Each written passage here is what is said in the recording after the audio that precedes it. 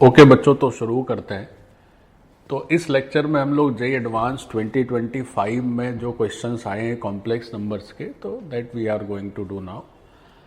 और कुल मिलाकर 3 ऐसे क्वेश्चंस पूछे गए थे जो मैथ्स में कॉम्प्लेक्स नंबर से ताल्लुक़ रखते हैं। तो चूंकि बच्चों ये एक प्रैक्टिस लेक्चर होने वाला है, कुल 3 ही क्वेश्चंस हैं जेईई एडवांस 2025 में, तो आपको क्वेश्चन देखने के बाद थोड़ा 5-10 मिनट खुद से भी सॉल्व करने के लिए ट्राई करना है। अगर आप खुद से ट्राई कर लें इट्स वेरी नाइस, और अगर आप नहीं भी कर पाते हैं तो भी चिंता की ज़रूरत नहीं है। फिर क्या होगा कि एक बार जब आप सॉल्व कर लें अथवा ना कर पाएँ, एक बार सॉल्यूशन को देखें और फिर देखें कि in case you have solved it, so how your approach is working with respect to the solution that I am telling you. और अगर आप नहीं कर पाते हैं तब तो फिर आपको सॉल्यूशन देखना ही है। तो ऐसा हो सकता है कि जैसे मैं कुछ बताऊं, मैं जिस तरह से इस क्वेश्चन को सॉल्व करूं, अगर आपको लगे कि आपका सॉल्यूशन उससे भी बेहतर है ना, हो सकता है मैं 4 लाइन में करूं, आप 2 लाइन में कर दें, then you should stick to your solution. और अगर आपको लगे कि इसमें जो बताया जा रहा है वो थोड़ा इजी पड़ रहा है, तो then you can go with this one. But the main thing is that we need to learn how to build an approach to solve the questions, है ना, क्योंकि परीक्षा में क्वेश्चन ही आते हैं, सॉल्यूशन तो आता नहीं है। तो केवल सॉल्यूशन छापने की दृष्टि से नहीं करना है, हमें एक अप्रोच बिल्डिंग करना है, क्योंकि कैसे हम खुद से ट्राई कर सकते हैं ना। So that is the main motto of these practice lectures. So let's start with the first question. तो एक बार क्वेश्चन देख लिया जाए। तो इसमें लिखा है कि z एक नॉन जीरो कॉम्प्लेक्स नंबर है और z का आर्ग्यूमेंट दे रखे। So argument z is the this is the principal argument of z। और ये भी लिखा है कि ये जो प्रिंसिपल आर्ग्यूमेंट ऑफ z है ये -π से π के बीच में होता है। ये सब हम पहले से ही जानते हैं। अच्छा, एक चीज और है, अब ये क्वेश्चन, ये जो प्रैक्टिस सेशन चल रहा है, चूंकि ये जेईई एडवांस का है, तो जिसको कॉम्प्लेक्स नंबर पर ठीक ठाक पकड़ है उन्हीं के लिए ये ठीक है। So for that your notes must be fully completed, must be authentic. और अगर आप थोड़ा बहुत पढ़ रहे हैं और किसी तरह काम चला रहे हैं तो पहले उसको ठीक से कर लीजिए अपना कॉम्प्लेक्स नंबर, सो दैट आपका एक बेसिक अंडरस्टैंडिंग ओके हो जाए। Then you should approach to these problems. Okay, ऐसा नहीं कि इसमें सब कठिन ही है, कुछ आसान भी होंगे, बट पहले एक अच्छा आपका बैकअप होना जरूरी है। आप जहाँ भी पढ़ते हो तो आपके पास एक प्रॉपर नोट्स होने चाहिए, that is the first thing. और फिर कुछ आपको उसके प्रॉब्लम्स का प्रैक्टिस होना चाहिए, तब आप ये सब एडवांस वगैरह ये सब कर सकते हैं। ओके, तो चलो मैं शुरू करता हूँ। तो मैं ये मान के ही चल रहा हूँ कि आपका बेसिक एकदम क्लियर है इसमें। तो आर्ग्यूमेंट z की वैल्यू, प्रिंसिपल अगर आर्ग्यूमेंट है तो -π से π होती है, हम सब जानते हैं। फिर कह रहे हैं कि omega is cube root of unity, और क्यूब रूट ऑफ यूनिटी में जो आर्ग्यूमेंट है वो 0 से π है ओमेगा का, ठीक है। तो वो भी अपने को पता ही है, 2π/3 रहता है ओमेगा का आर्ग्यूमेंट। तो अब कह रहे हैं कि अल्फा एक टर्म दिया है, विच इज, अल्फा के बारे में कह रहे हैं, alpha is what, alpha is argument of sigma n equal to 1 से 2025। अच्छा, 2025 में क्वेश्चन पूछा है तो उन्होंने 2025 ही लिख दिया है, और इसकी पावर n है। Then the value of, if this is your alpha then you need to figure out 3α/π क्या होगा। तो ये एक छोटा सा क्वेश्चन है।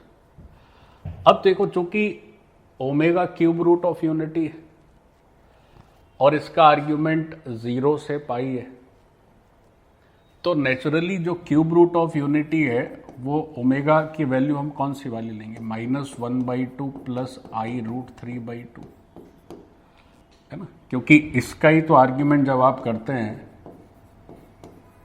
तो बच्चों वो 2π/3 हो जाता है। फिर अगर आप एक दूसरा जो क्यूब रूट ऑफ यूनिटी रहता है विच इज -1/2 माइनस i√3/2, तो फिर उसका आर्ग्यूमेंट करेंगे, सो दैट विल बी 4π/3। फिर उसका प्रिंसिपल वैल्यू लिखेंगे तो 2π सब्ट्रैक्ट करेंगे तो वो नेगेटिव चला जाएगा। तो अपना ओमेगा मतलब यही है जो यहाँ पे चर्चा है कि एक ऐसा क्यूब रूट ऑफ यूनिटी है which is having argument of 0 to पाई। अच्छा ठीक है, अब बात यह है कि अल्फा निकालना होगा अपने को। तो अगर अल्फा की वैल्यू पता चल गई तो ये भी हो जाएगा। तो अब ये क्वेश्चन कॉम्प्लेक्स नंबर का जो 2025 में आए क्वेश्चन, आई थिंक आप लोग पढ़ ही लिए होंगे या लिख लिए होंगे, तो मैं ऊपर चल रहा हूँ। तो ये थोड़ा इजी है ना। इजी ऐसे है कि सबसे पहले तो हमें क्या करना है कि एक ये समेशन दिया है जिसमें कई सारे टर्म्स होंगे, कुल मिलाकर 2025 टर्म्स हैं। तो पहले वो समेशन से देखते हैं क्या आता है, फिर उसका आर्ग्यूमेंट लिखेंगे, that will be your alpha. तो चूंकि आपकी ओमेगा पर ठीक ठाक ग्रिप रहती है तो ओमेगा से रिलेटेड क्वेश्चन आसानी से किए जा सकते हैं। जैसे n की वैल्यू 1 से लेकर 25 लिख रहे हैं, तो जब आप 1 लिखोगे तो दिस इज माइनस ओमेगा, फिर 2 लिखोगे तो ये ओमेगा स्क्वायर बन जाएगा, फिर minus omega cube, omega to the power 4, मतलब जितनी भी बच्चों इवन पावर्स आनी है वो सब प्लस की हो जाएंगी, और जो भी ऑड पावर आनी है वो सब माइनस में हो जाएंगी, बिकॉज -1 की पावर इवन कर रहे हैं, सो दैट इज प्लस, और ऑड करेंगे तो नेगेटिव ही रहेगा। तो ऐसे ये रिजल्ट आ गया। अब ये जो समेशन है इसका अपने को आर्ग्यूमेंट चाहिए, और ये समेशन ओमेगा के टर्म्स में है। तो ये ओमेगा के टर्म्स में है तो ये तो आप समझ ही सकते हैं, इसमें तो कोई दिक्कत ही नहीं है। तो आप एक काम ऐसे भी कर सकते हो, तमाम तरह से इसको सॉल्व किया जा सकता है। तो आप ऐसे कर सकते हैं कि साहब सर माइनस वाले अलग कर लेते हैं, प्लस वाले अलग कर लेते हैं, ये एक ऑप्शन हो सकता है। तो आप ऐसे ही कर लीजिए कि माइनस वाले सेपरेट कर लीजिए। सो ओमेगा है, फिर बच्चों ओमेगा क्यूब है, ओमेगा टू दी पावर 5 है। माइनस किस किस में है बच्चों? जो ऑड पावर्स वाले हैं, है ना, उनमें माइनस है। और प्लस किन में है? तो प्लस उनमें है जो इवन पावर्स वाले, मीन्स ओमेगा स्क्वायर से हम लोग शुरू करते हैं, फिर ओमेगा टू दी पावर 4 है, 6 है, और चलते चलते ये आखिरी में ओमेगा की पावर 2024 है, लाइक दिस। ठीक। सो अब देखिए क्या होगा कि अगर आप यहां से एक ओमेगा को बाहर लिख लें तो फर्स्ट पोर्शन जो है वो कुछ इस तरह से दिखेगा, omega square omega to the power 4 से लेकर ओमेगा टू दी पावर 2024। देखो आइडिया यही था, जब इसको आपने लिखा, मैंने अलग अलग किया माइनस प्लस का, तो मन में ये था कि अगर ऑड वाले में से एक ओमेगा बाहर ले ली जाए तो जैसा इवन वाला एक्सप्रेशन है वैसा ऑड वाला भी दिखने लगेगा, है ना। देखो इतना पोर्शन वही तो है जो पड़ोस में लिखा हुआ है। तो पड़ोस में क्या लिखा हुआ है? ओमेगा स्क्वायर है, ओमेगा टू दी पावर 4 है, 6 है, फिर ये करते करते ओमेगा टू दी पावर 2024 है। अच्छा, इसमें भी एक चीज और समझ लें, ये तो दोनों एक ही जैसे हो गए।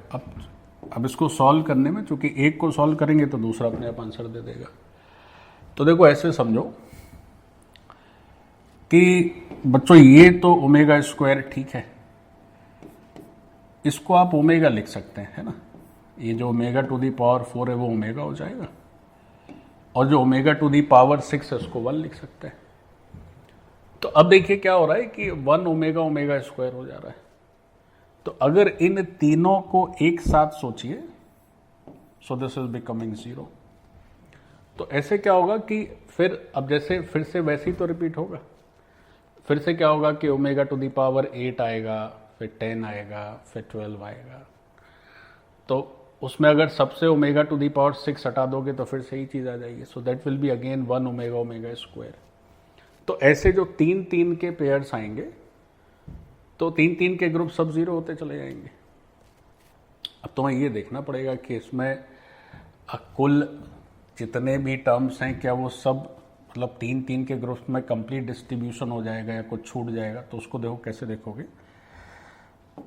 ये कुल मिलाकर यहाँ पर कितने ओमेगा लिखे हुए हैं? तो 246 2024 है ना, मतलब 10, क्या बात है भाई, 1012 टर्म्स हैं। ठीक है। तो अगर 1012 टर्म्स हैं यानी 1012 टर्म्स हैं तो 3 से ये पूरा पूरा डिवाइड होगा नहीं बच्चों। हाँ, अगर 1011 होते तो 3 से पूरा पूरा डिवाइड हो जाता।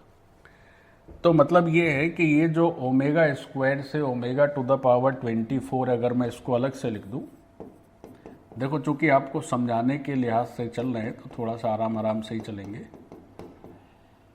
तो इसमें ओमेगा टू दी पावर 2022 और ओमेगा टू दी पावर 2024, तो इतने हिस्से को आप सेपरेट कर दीजिए और इसको अलग कर दीजिए। भाई बिकॉज क्या है कि अब ये कुल मिलाकर 1011 टर्म्स है which is a multiple of 3। तो इन सभी टर्म्स को 3-3 करके आप डिस्ट्रीब्यूट कर सकते हैं, 3-3 के ग्रुप्स बन जाएंगे। तो जब 3-3 के ग्रुप्स बन जाएंगे तो ये पूरा 0 हो जाएगा, है ना, क्योंकि हर 3 का ग्रुप 0 होता है। ये तुम्हारा बच जाएगा। अच्छा, ये बच जाएगा तो इससे कैसे निपटोगे? तो ये जो पार्ट है दैट इज 2024, तो ये omega to the power 3n into कितना, जरा 3 से डिवाइड करो 2024 में। तो बच्चों 2 2 4 4 8 है ना, यानी कि ओमेगा स्क्वायर बचेगा आखिरी में। तो यानी कि इस पोर्शन को आप ओमेगा स्क्वायर की तरह लिख सकते हो। तो ओमेगा स्क्वायर से लेकर omega to the power 2022 cancel हो गया, 0 हो गया, और जो आखिरी है दैट इज ओमेगा स्क्वायर। तो अब तो फिर बहुत इजी हो गया ये क्वेश्चन। मतलब देखने से भी शुरुआत में अगर कोई फर्स्ट टाइम करेगा तो आई डोंट थिंक उसको कोई दिक्कत होगी। तो जो फर्स्ट ब्रैकेट है उसमें -1 है, और ये जो पूरा ओमेगा स्क्वायर से ओमेगा की पावर 2024 है, this is omega square. Okay, जो सेकेंड ब्रैकेट है that is again omega square, क्योंकि वही है ना, पीछे सब 0 हो जा रहे हैं, बस एक ही बच जाएगा ओमेगा स्क्वायर। सो अब इसको थोड़ा सॉल्व कर लीजिए आप। तो ये ओमेगा हो गया बच्चों, और फिर this is minus omega cube and then omega square. ये सॉल्यूशन हो गया।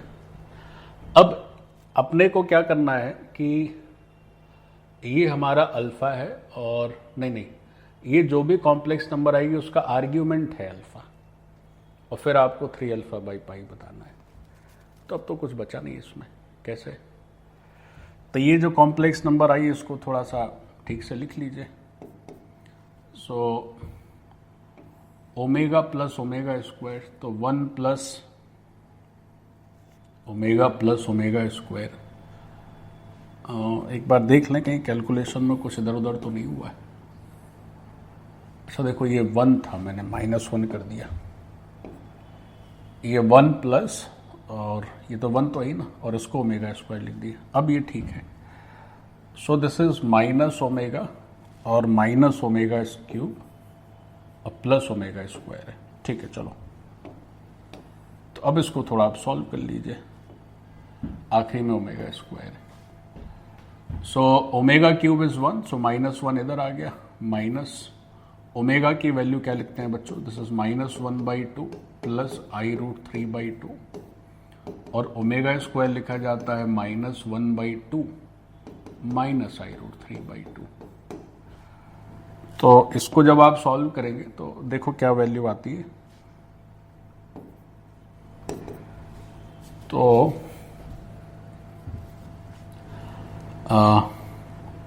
माइनस माइनस प्लस हाफ है, माइनस हाफ है, तो ये तो कैंसिल ही हो जाएगा।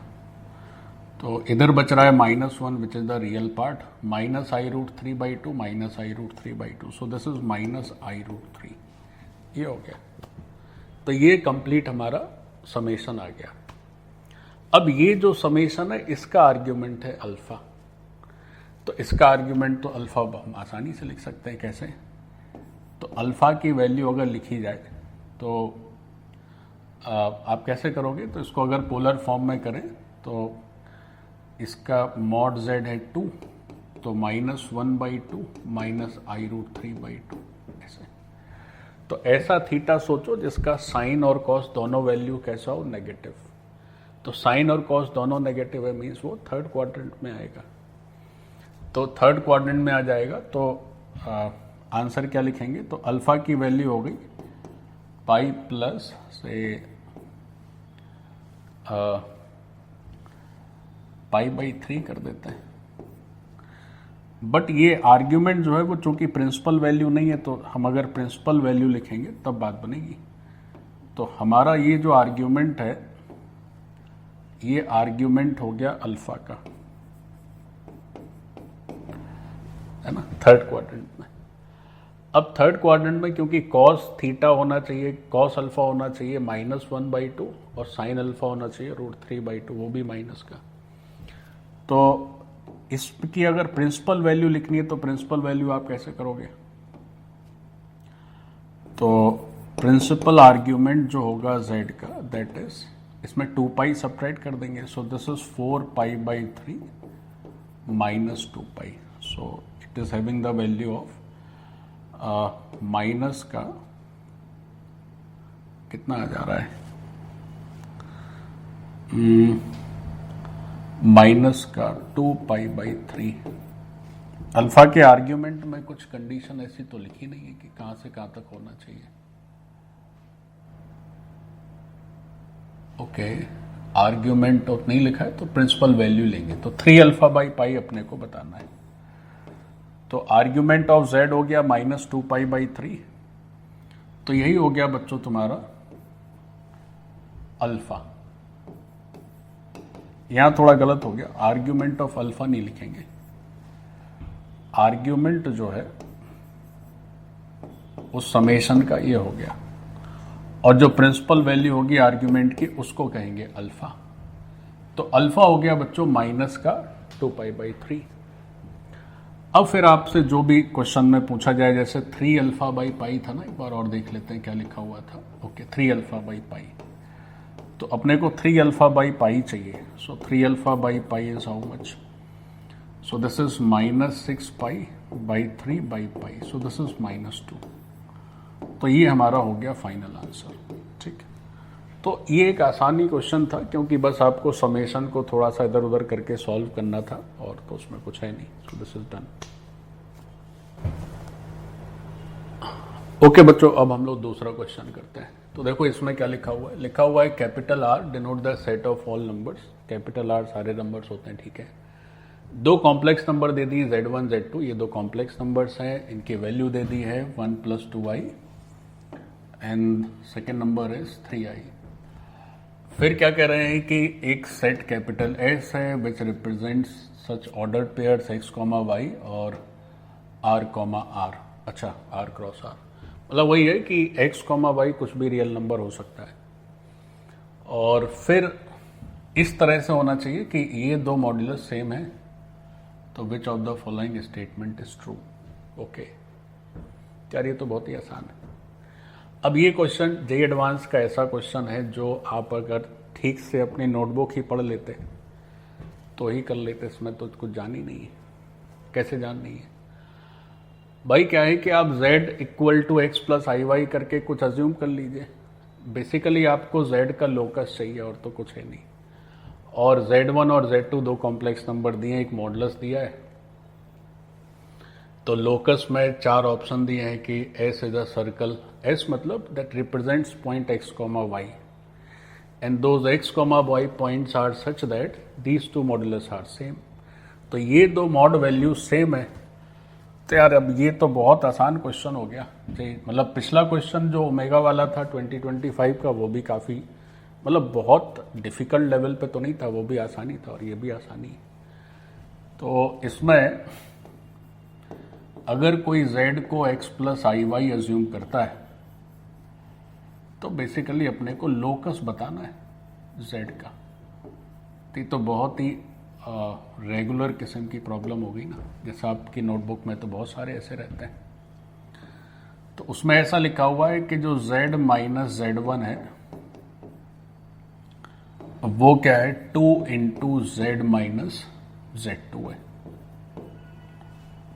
तो इसका क्या तरीका हो सकता है बेस्ट? इसमें तो ज़्यादा कुछ है नहीं, डायरेक्ट आप मॉड लेके दोनों साइड स्क्वायर कर दीजिए तो एक सर्किल की इक्वेशन आ जाएगी। और वही सर्किल जो है ये कह रहे हैं कि सेट एस को रिप्रेजेंट करेगा। तो इन्होंने 4 ऑप्शन दे दिए हैं, क्या क्या, कि capital S is a circle with centre this radius this. तो बच्चों आपका सर्किल का जो इक्वेशन आ जाएगा, फिर आप देख लीजिएगा क्या सेंटर है क्या रेडियस है, तो उसमें तो ज़्यादा कुछ बचा नहीं है। तो आपको बस करना यही है कि आप दोनों साइड का अगर स्क्वायर कर दें तो ये क्या हो जाएगा, z माइनस Z1। अच्छा Z1 कितना है, 1 + 2y। तो बच्चों z की जगह x + iy रख लीजिए, 1 + 2y रख लीजिए, दिस इज 2। यहाँ पर z को आप x + iy रख दीजिए और z2 को 3i रख दीजिए। फिर बस करना यही है कि x - 1 का होल स्क्वायर हो जाएगा और i के टर्म्स देखोगे तो y - 2, तो उनका स्क्वायर इधर स्क्वायर कर दीजिए, इधर 2 का स्क्वायर कर दीजिए और बच्चों ये x स्क्वायर हो जाएगा क्योंकि यहाँ तो रियल टर्म है नहीं, और i वाला जो है इमेजिनरी है, दैट इज y - 3, उसका स्क्वायर कर लीजिए, सॉल्व कर लीजिए। तो ये तो मतलब फ्री के नंबर मिल रहे हैं बच्चों, कुछ x स्क्वायर का टर्म आएगा, कुछ y स्क्वायर का टर्म आएगा, ठीक है, फिर कुछ x का टर्म आ जाएगा, कुछ y का टर्म आएगा, फिर कुछ कांस्टेंट आएगा 0। So this is naturally a circle y। ये जो x स्क्वायर और y स्क्वायर के टर्म आएंगे, इन दोनों का कोफिशिएंट हो जाएगा 3। तो अब ये सर्कल है, अब सर्कल का सेंटर और रेडियस निकालना तो आप बचपन में सीखते थे, जब आप चलना फिरना चालू किए थे, तो कर लीजिएगा, हो गया। अब समझिए फ्री के नंबर है, लेकिन इसमें भी हो सकता है लोग गड़बड़ी कर। ओके, अच्छा 2 ही क्वेश्चन है बच्चों, मुझे लगा 3 है। 3 क्वेश्चन थे 2023 में, 25 में 2 ही पूछे गए थे, तो हो गए दोनों। तो दोनों आसान थे। दोनों में अगर जो लोग एग्ज़ाम दे चुके हैं, अगर वो ठीक से पढ़ाई किए होंगे तो आराम से उन्होंने दोनों क्वेश्चन सॉल्व कर लिए होंगे। तो दिस पार्ट इज़ डन।